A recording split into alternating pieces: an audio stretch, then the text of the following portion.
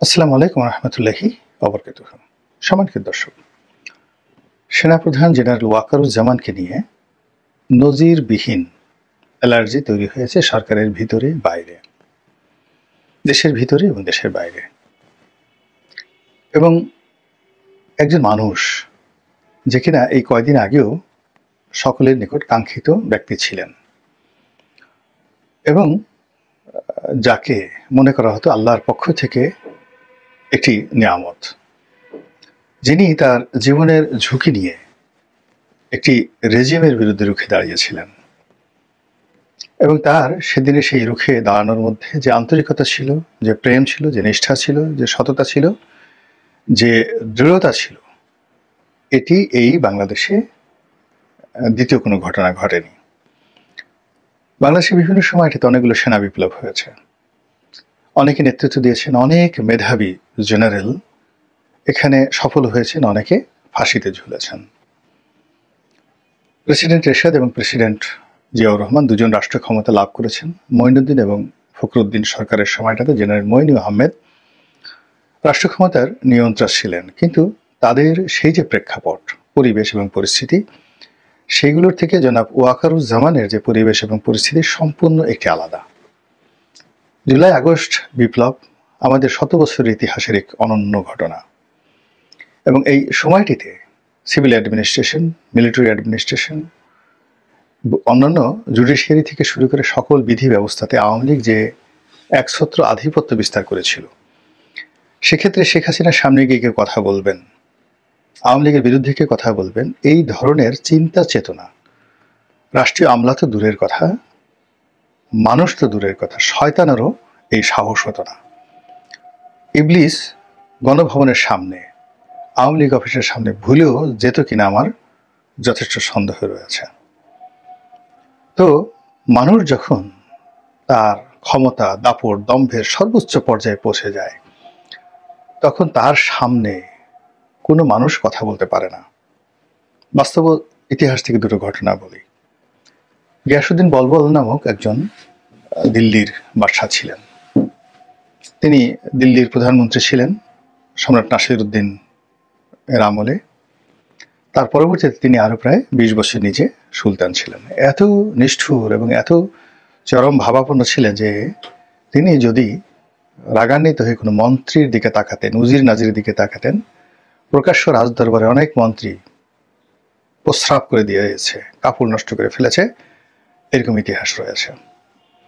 আরেকজন নিষ্ঠুর সম্রাট ছিলেন আলাউদ্দিন খিলজি। তারও একই অবস্থা। তিনি যখন কোনো কথা বলতেন, সেই কথার উত্তর দেওয়ার জন্য তার আশেপাশের লোককে বহুক্ষণ চিন্তা ভাবনা করে তারপরে কথা বলতে হতো। তো সেই দিক থেকে শেখ হাসিনা তার প্রতিপক্ষকে যেভাবে ভয় দেখাতে পেরেছিলেন সফলভাবে, তেমনি তার একান্ত নিকটজন, এমনকি তার সন্তান, পুত্র, কন্যা, বোন, পরিবারের যারা আপনজন, তারাও তাকে জমের মতো ভয় পেতেন। এবং সেই ভয়টা কতটা ভয় প্রবল হতে পারে, ছোট্ট একটা উদাহরণ দিই। যেমন ধরুন, আপনি একটা গোখরা সাপ, আপনি যদি জানেন যে গোখরা সাপটা মরে গেছে, কিন্তু আপনাকে যদি বলা হয় ধরুন, আপনি সেটা কিন্তু ধরতে পারবেন না। কিংবা একটা মৃত সাপের যে খোলস, সেটা যদি আপনার বিছানার পাশে রাখা হয়, বলা হয় আপনি ঘুমান, আপনি ঘুমাতে পারবেন না। তো একটা মানুষ যখন একটা সাপকে ভয় পায়, তার চেয়ে কোটি কোটি গুণ ভয় পায় অন্য একটি মানুষকে। শেখ হাসিনা সেই ভয়টা তৈরি করে ফেলেছিলেন। তো সেই ভয়কে জয় করে তার সামনে গিয়ে তাকে পদত্যাগের কথা বলা, তাকে 30 মিনিট সময় বেঁধে দেওয়া এবং তাকে দেশ থেকে বাধ্য করা, এটা হাজার বছরে এই ঘটনা সহজে ঘটে না, যেটা জেনারেল ওয়াকারুজ্জামান ঘটিয়েছেন। দ্বিতীয়ত, তিনি শেখ হাসিনার মনোনীত ছিলেন, শেখ হাসিনার আত্মীয় ছিলেন, ফলে তার জন্য এটা ছিল ডবল বার্ডেন এবং সেই কাজটি তিনি করেছেন। এখন মঈনুদ্দিন এবং ফখরুদ্দিন বঙ্গভবনে গিয়ে ইয়াজউদ্দিনকে যে কথা বলেছেন, সেই কথা মিস্টার মঈনুদ্দিন কিংবা মিস্টার ফখরুদ্দিন মরে গেল বেগম জিয়াকে বলতে পারতেন না।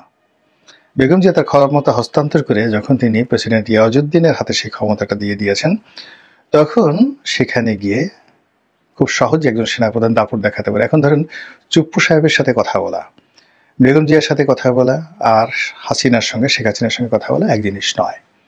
তো সেই কাজটি জনাব ওয়াকারুজ্জামান করেছিলেন। আর আমরা সেই প্রায় 2 মাস 3 মাস ধরে তার প্রশংসায় পঞ্চমুখ ছিলাম। এখন তাকে নিয়ে আমরা সমালোচনা করছি।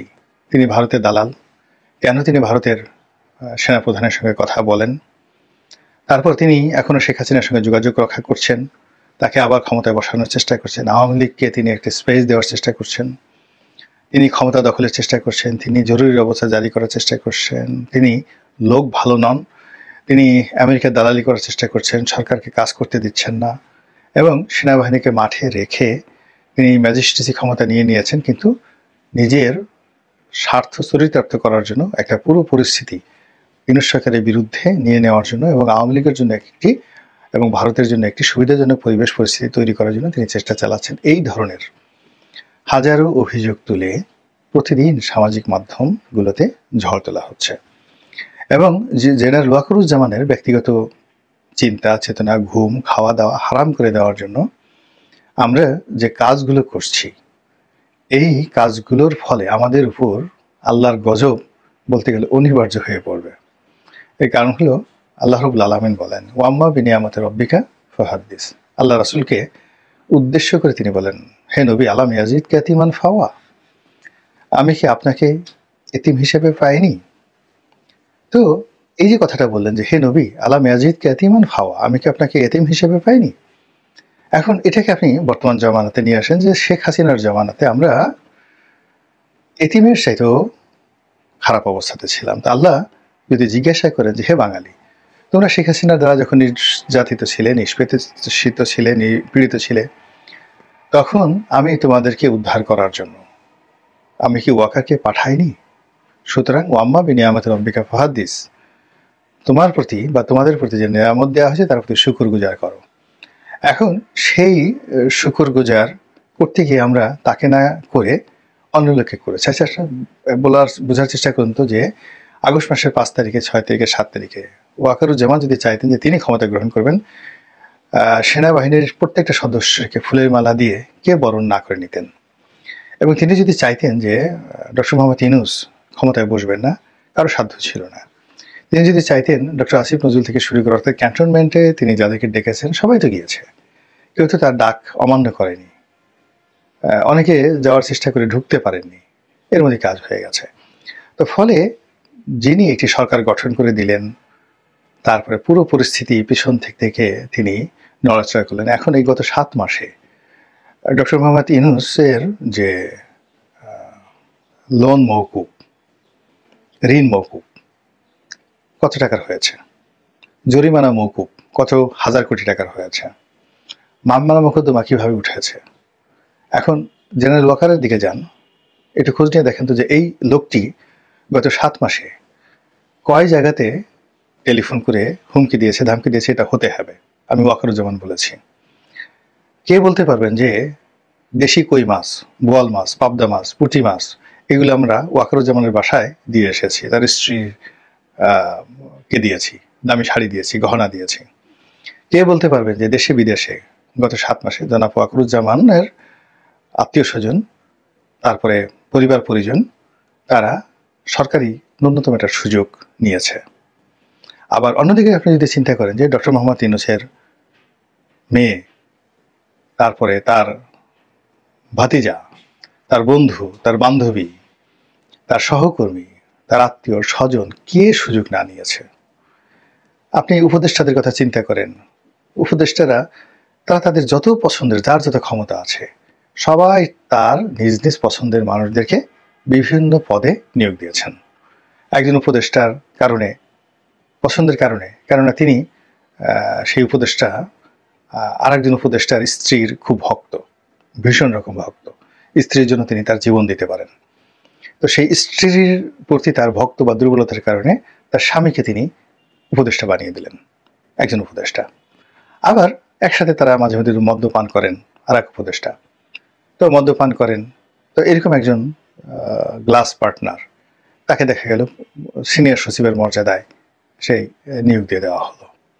তো এরকম অনেকগুলো ঘটনা ঘটছে যেগুলো জনাব ওয়াকারুজ্জামানের ক্ষেত্রে তো ঘটতে পারতো, কিন্তু সেই ঘটনা কিন্তু ঘটেনি, এবং ঘটেনি বলেই তাকে নিয়ে এত অ্যালার্জি যে আমরা সবাই ডাল খাচ্ছি, আমরা সবাই ফেন্সিডিল খাচ্ছি, আমরা সবাই মদ্যপান করছি, আমরা সবাই নারী সঙ্গ উপভোগ করছি, আমরা সবাই টাকা নিচ্ছি, পয়সা নিচ্ছি। আর এই লোক, সে কত বড় সাহস বঙ্গভবনে গিয়ে সে নামাজের ইমামতি করে। আরে আমাদের মতো থাকবা, সেকুলার থাকবা, নামাজ পড়ার দরকারটা কি, দাঁড়িয়ে রাখার দরকারটা কি, এত আল্লাহ খোদার দরকারটা কি?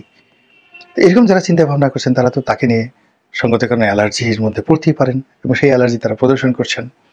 2 নম্বর হলো যে এই মানুষ যারা ফাইন্যান্সিয়ালি কারাপ্টেড নয়, তাদেরকে আপনি অন্য যে কোনোভাবে কারাপ্টেড করতে পারবেন না।